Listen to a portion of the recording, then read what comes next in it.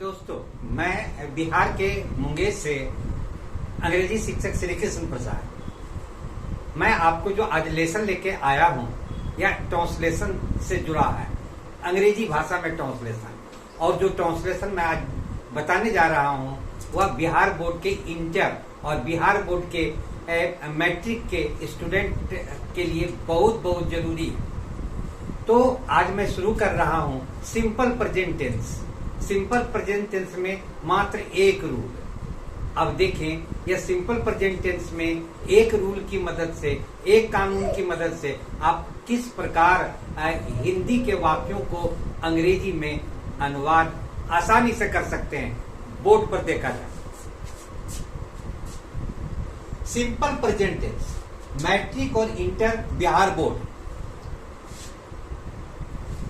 पहली बात यह है कि अंग्रेजी ट्रांसलेशन सीखने के लिए आपको हिंदी के वाक्यों को भी जानना और पहचानना जरूरी पहले पड़ेगा, तभी आप अंग्रेजी के रूल का इस्तेमाल अंग्रेजी अनुवाद में कर सकते हैं। तो आपको सबसे पहले यह जानना है कि हिंदी के किस तरह के वाक्य का अनुवाद सिंपल प्रेजेंट टेंस के एक रूल की मदद से होगा। तो वाक्य पहचानने की कला मैं पहले बताना चाहता हूं। देखिए व्हाइट बोर्ड पर, यदि हिंदी वाक्य में के अंत में ता है, ती है, ते हैं, ते हो, ता है, ती है, ते हैं, ते हो, अगर किसी भी हिंदी वाक्य का अंत ता है, ती है, ते हैं, ते हो से रहता है तो तुरंत मेरे माथा में यह बात आ जानी चाहिए कि यह हिंदी वाक्य का अनुवाद सिंपल प्रेजेंट टेंस के रूल पर होगा। अब यह देखना है कि हिंदी वाक्य जिसका अंत ता है, ती है, ते है, ते हो से हो रहा है, उसका कर्ता जो है क्या है। तो इस टेंस में, सिंपल प्रेजेंट टेंस में दो रूल है। एक रूल है सिंगुलर सब्जेक्ट की शादी सिंगुलर वर्ब से होगी, दूसरा है प्लूरल सब्जेक्ट की शादी प्लूरल वर्ब से होगी। यानी कि सिंगुलर सब्जेक्ट सिंगुलर वर्ब से शादी करेगा, प्लूरल सब्जेक्ट प्लूरल वर्ब से शादी करेगा। तो मैं आज एक रूल ले रहा हूँ, सिंगुलर सब्जेक्ट शादी करेगा सिंगुलर वर्ब से। तो सिंगुलर सब्जेक्ट सिंगुलर वर्ब क्या है, कैसे शादी करेगा, आप व्हाइट बोर्ड पर देखें। सिंगुलर सब्जेक्ट में कौन कौन आता है? तीन प्रोनाउन आता है, he pronoun, she pronoun, it pronoun. He pronoun का प्रयोग एक लड़का या एक पुरुष के लिए किया जाता है। सी प्रोनाउन का प्रयोग एक लड़की या एक महिला के लिए किया जाता है। और इट सिंगुलर प्रोनाउन का प्रयोग एक निर्जीव वस्तु के लिए किया जाता है। अब देखें, वह जाता है, तो ता है को देख करके हम समझ गए कि हम कहां पर हैं, सिंपल प्रेजेंट टेंस में पहले रूल पर हैं, S S plus S B, यानी सिंगुलर सब्जेक्ट शादी करेगा सिंगुलर वर्ब से। तो सिंगुलर सब्जेक्ट तो आप जान गए कि ही, सी, इट है। तो सिंगुलर वर्ब क्या होगा? तो मुख्य क्रिया जितनी है, मुख्य क्रिया पहले यह जान लीजिए कि क्रिया दो प्रकार की होती है, मुख्य क्रिया और सहायक क्रिया। मुख्य क्रिया उस क्रिया को कहते हैं जिस क्रिया के 5 रूप होते हैं, जिस क्रिया के 5 रूप होते हैं। जिस तरह किसी फिल्म का एक हीरो 5 रोल अदा करता है तो वह फिल्म का हीरो उस फिल्म का हीरो कहलाता है। उसी तरह क्रिया में जिस क्रिया के 5 चेहरे बदलते हैं, जिसको आप बचपन से जानते हैं, V1, V2, V3, V4, V5 के रूप में। V का मतलब हुआ वर्ब, 1 का मतलब हुआ रूप।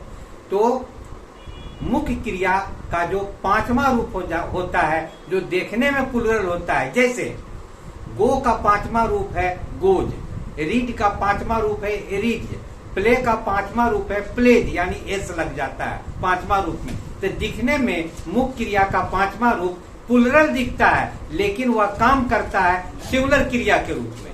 वह काम करता है सिंगुलर क्रिया के रूप में। तो जितना भी V5 है या जितना भी मुख्य क्रिया का 5वां रूप है, वह सिंपल प्रेजेंट टेंस में जिसका हिंदी वाक्य का अंत ता है, ती है, ते हैं, ते हो से खत्म होता है, उसमें ही सी इट के साथ V5 का प्रयोग होगा। देखिए व्हाइट बोर्ड पर, वह जाता है, वह आपका सिंगुलर सब्जेक्ट है यानी सिंगुलर प्रोनाउन है, तो हमने ही ले लिया पुरुष के लिए। ता से पकड़े कि यह जो हुआ है वह पुरुष के लिए आया है, तो ही। जाता है तो रूल हो गया सिंगुलर सब्जेक्ट सिंगुलर वर्ब, तो जाना का वर्ब 5 जो है वह गोज है। हिंदी में जो जाना क्रिया है उसका अंग्रेजी में गो होता है, और गो का 5वां रूप गोज होता है, तो गोज बैठा दिए।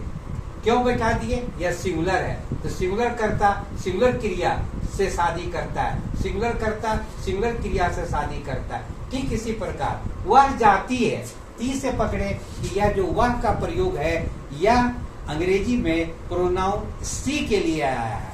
ती से पकड़ते हैं कि यह जो करता है सब्जेक्ट है वह लड़की के लिए प्रयोग किया गया है, यानी महिला के लिए प्रयोग किया गया है, या बच्ची के लिए प्रयोग किया गया है, तो यह सिंगुलर है, यह शादी यह भी करता है गोज के साथ, वर्ब का 5वां रूप के साथ। गोज क्या है?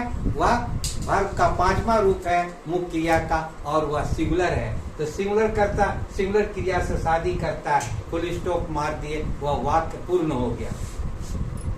उसी प्रकार राम सिंगुलर है, राम यानी एक व्यक्ति, राम एक, सीता एक, मोहन एक, गोपाल एक, रमेश एक, मुंगेर एक, कुछ भी करता जो नाम जो संज्ञा में एक है, उंगली पर गिनने पर एक है, वह भी सिंगुलर है, और वह जब भी शादी करेगा उस वाक्य में जिस वाक्य का अंत ता है, ती है, ते हैं, ते हो से होता है, तो वह मुख्य क्रिया के 5वें रूप, चूंकि वह सिंगुलर है, उससे शादी करता है। आप ऐसे कल्पना करें, कर्ता सिंगुलर सिंगुलर क्रिया से शादी करता है, कर्ता को लड़का मान लेते हैं तो क्रिया को आप लड़की मान लीजिए।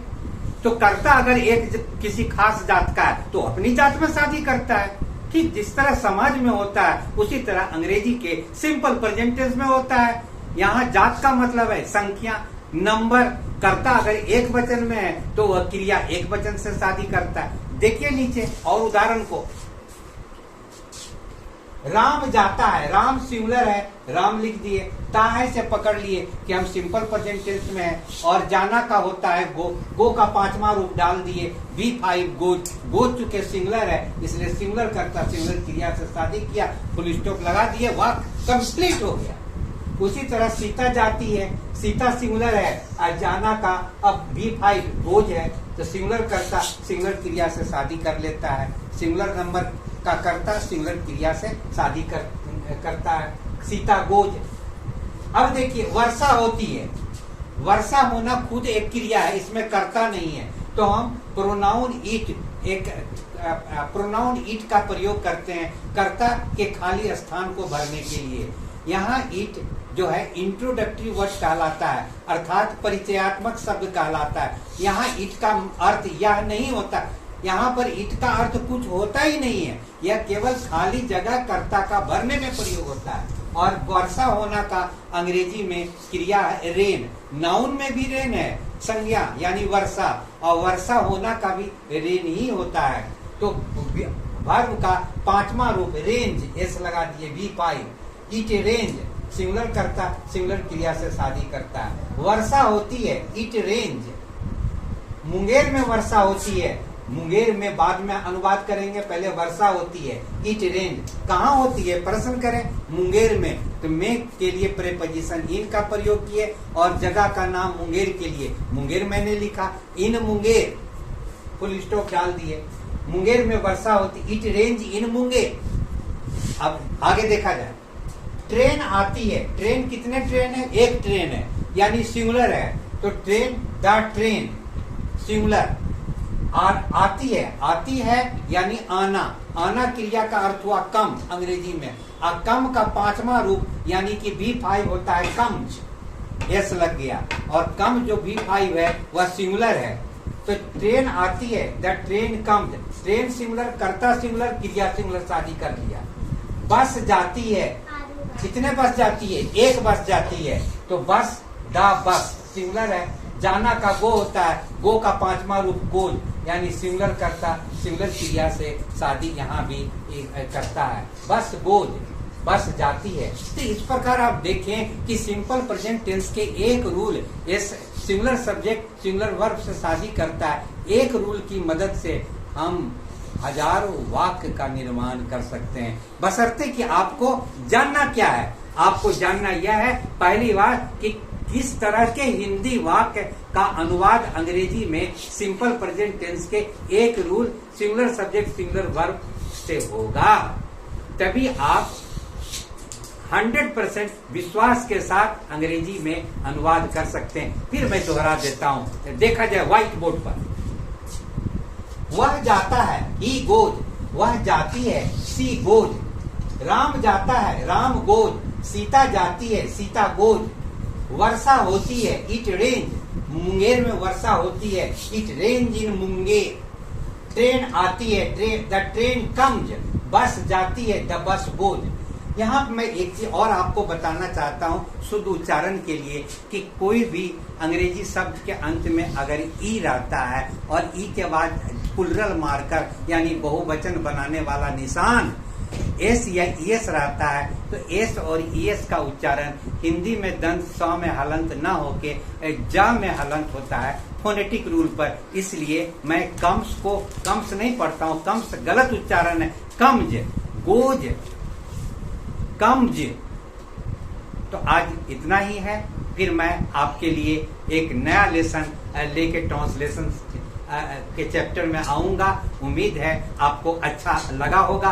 अगर अच्छा लगे तो आप इसको अपना मंतव्य जरूर दें, और अगर कुछ पूछना चाहते हैं अंग्रेजी में जो मैंने शादी ब्याह कराया है तो आप उससे कमेंट बॉक्स में आप अपना कमेंट देके जान सकते हैं। थैंक्स।